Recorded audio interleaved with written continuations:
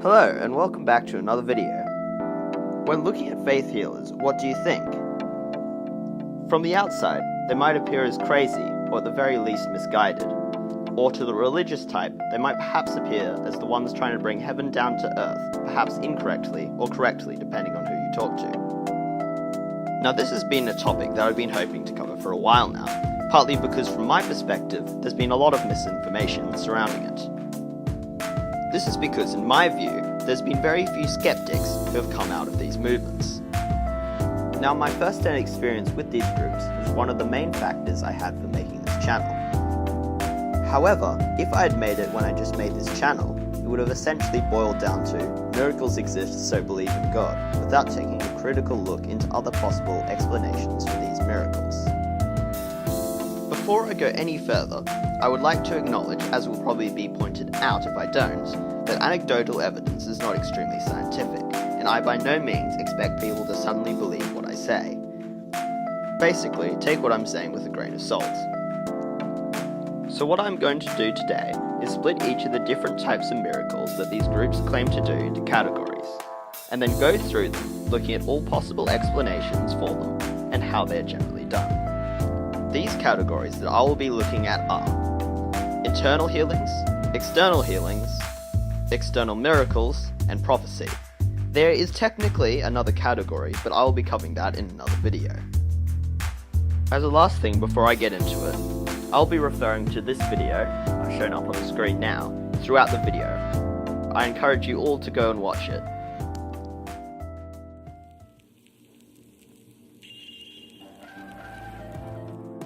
The first thing I want to address, before I get into the different categories of miracles, is the movements themselves. Due to the nature of these street healing movements, it would often be expected that there is some dishonesty in what they do. However, in the case of most street healing movements, or at least the ones that I have been involved in, this is not the case. What they publicly say is what you get. There's no hidden trick or sleight of hand in these healing movements. The only possible thing that they do not realize is that what they are doing could possibly have other natural explanations. These movements also tend to be rather anti-church, as in they don't like the church as a building or organization, and rather believe that Christians should be on the street, pretty much mirroring what Jesus did. As a result, these movements tend to be rather fundamentalist, but not in a Westboro Baptist way, with some going to the point of saying their followers should not sin at all, with their thoughts, actions, and everything they do. In the same way, the aim or goal of people in these groups is to follow what God tells you 24/7. Expressions such as you die to yourself daily, or you kill the old man, that being you, I remember being said as commonplace in these groups. To sum these movements up, they tend to be more misguided at most, rather than actually dishonest with their audience.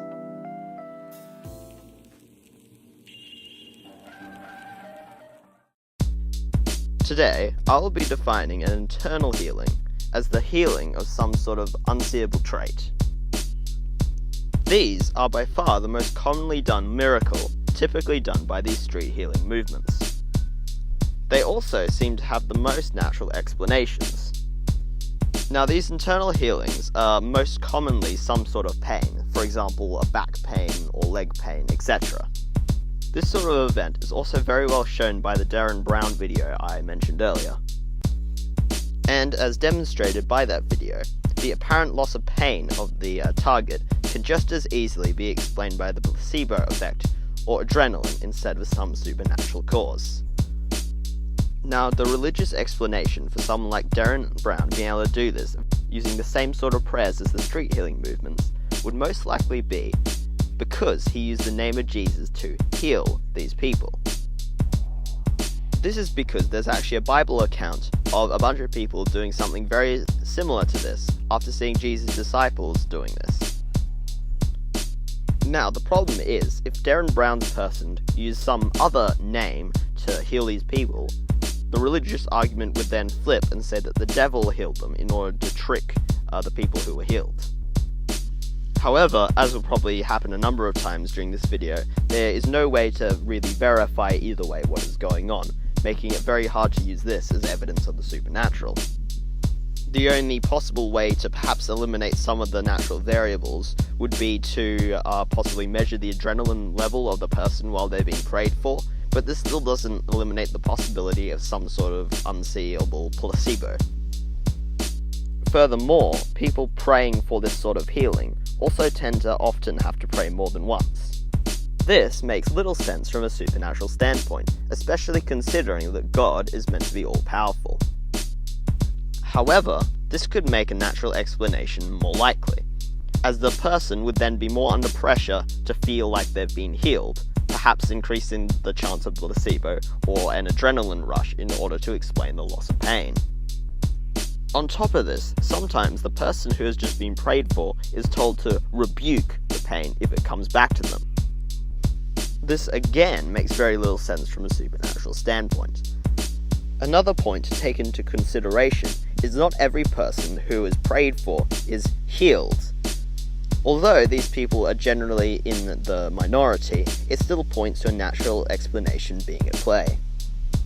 Also, from my own experience, almost all the times I've been prayed for with a cold, the cold would always go away for maybe a minute at most before coming back, which again points to the fact that it could have been a more natural cause.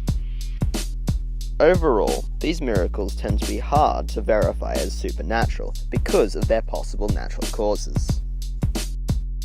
These miracles, along with most of the miracles listed, are generally done with a very short, sharp prayer, something like, we command healing right now in the name of Jesus Christ, to do any sort of these miracles, sometimes having to repeat it several times.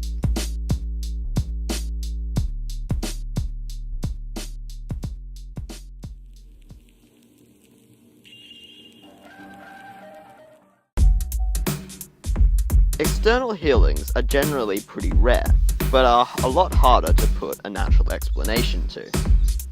I'm going to be defining an external healing as a healing of some sort of seeable characteristic. There is one specific external healing that is actually relatively common, which I will be talking about first. This external miracle is generally referred to as growing out legs, or the leg thing, or the leg trick. This is actually a bit misleading, as the apparent difference in leg length is actually caused by the pelvis being slightly out of alignment, which can cause lower back pain. Now, Darren Brown actually tries to address this in his video, by getting his guy to basically slightly adjust the person's shoe to make it appear as if the leg has grown out. While it is true that street healing movements tend to get people to keep their shoes on, it is actually for a very different reason. Basically, the person praying holds the heels of the person's shoe to the heels of the person's feet, as without the shoes, heels are very easy to mold and thus it's very hard to tell if there's actually a difference between leg lengths or if the pelvis is out. From there, the person simply prays and lets the pelvis/legs shift as they hold the heels for verification. The only natural explanation I can think for this could be the eidomotor effect. Basically, the person praying could subconsciously be moving the feet without actually realizing it. Because of this sort of external healing provides very little proof for the supernatural. Now, external healings, excluding the one just talked about, are generally extremely rare, but are very impressive and offer the most proof for some sort of supernatural being for the person seeing it. For me, I prayed and saw a kid who was born with a bent leg have it straightened right before my very eyes, and I personally know people who have seen entire limbs grow back. Now, this is all fine and dandy, and I have no natural explanations for them, but their extreme rarity makes absolutely no sense. It only convinces the small group of people who were there of something supernatural, and without further evidence, sounds dubious at best to the wider public. This, combined with the fact that A, it doesn't always work on everyone, and B, isn't repeatable under proper scientific circumstances in order to be studied, makes supernatural claims such as these very, very hard to prove, despite, if seen, are probably the best and only conclusive evidence of the supernatural.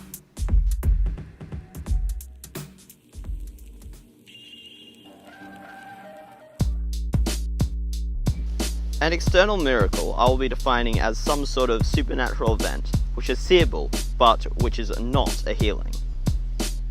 Now, the reason I included this category is because they never seem to happen.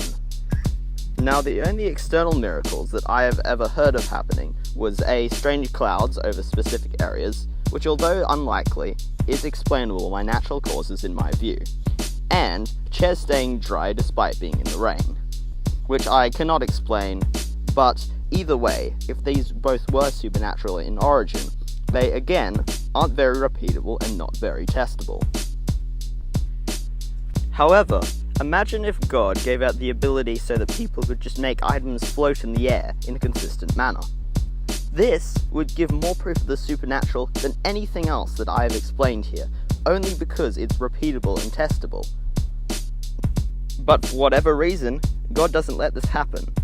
It's almost as if God doesn't really acknowledge the scientific method.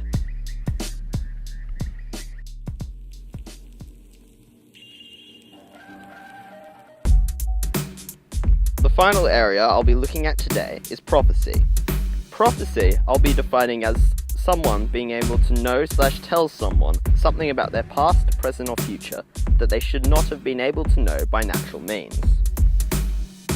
Firstly, I'm going to avoid talking about any prophecies made to a large audience. This is because, although it's a bit of a broad stroke, the simple fact is, with a large enough audience, the message being portrayed will most likely apply to at least one person in the room. This brings us on to the main issue of calling prophecy a supernatural feat. That being, prophecies are generally rather broad and simple. Most of the time in my experience, the prophecies that you get from God are generally simple words, for example, love, friendship, or hardship, or a picture of something like maybe a tree in a field, some mountains, or climbing a tree. As you can see, most of these aren't exactly very specific, and could be interpreted by the receiver in many different ways in order to apply it to their lives.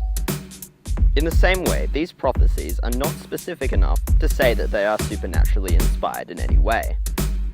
This is also very similar when praying about what sort of sickness or pain someone has.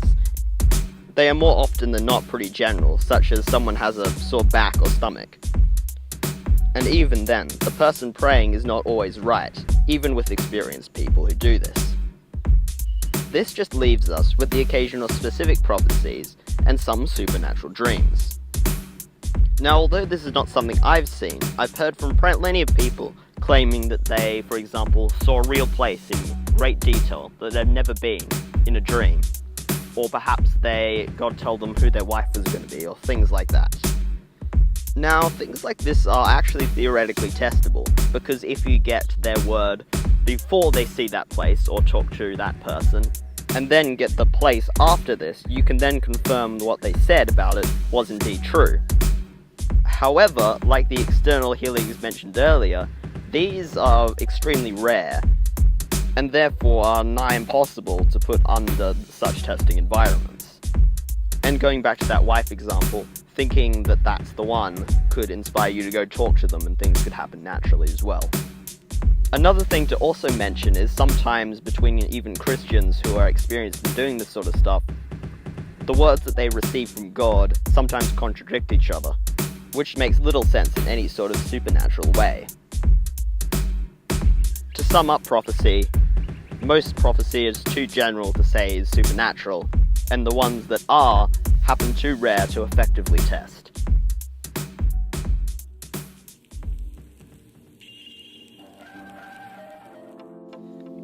Throughout all the sections covered, a common theme was the fact that these supernatural events were A, either explainable by natural causes, or B, too inconsistent in their occurrences to be tested under the scientific method. In retrospect, the religious excuse for all this would probably be that either the devil prevented it from happening, or B, the people didn't have enough faith, both of which makes little sense if this is God we're talking about here. To me at least, this will result in the supernatural never being fully confirmed by modern scientific method, but will leave a small group of people still convinced of its existence, despite being scientifically minded people. It is also worth noting of stories passed around in Christian communities of supernatural events. such as X person had their cancer miraculously disappear, or Y person's had its dog's eye ripped out and then miraculously healed. But again, these are very hard to put under the scientific method and fall to all of the shortcomings that I mentioned earlier. Well, that about wraps it up. And for now, it's probably just going to stay the way it is. Well, at least until God decides punishing people for wanting conclusive evidence isn't very nice. Anyway, I hope you enjoyed the video for now, and I'll see you in another video. Feel free to comment your thoughts down below. Cheers.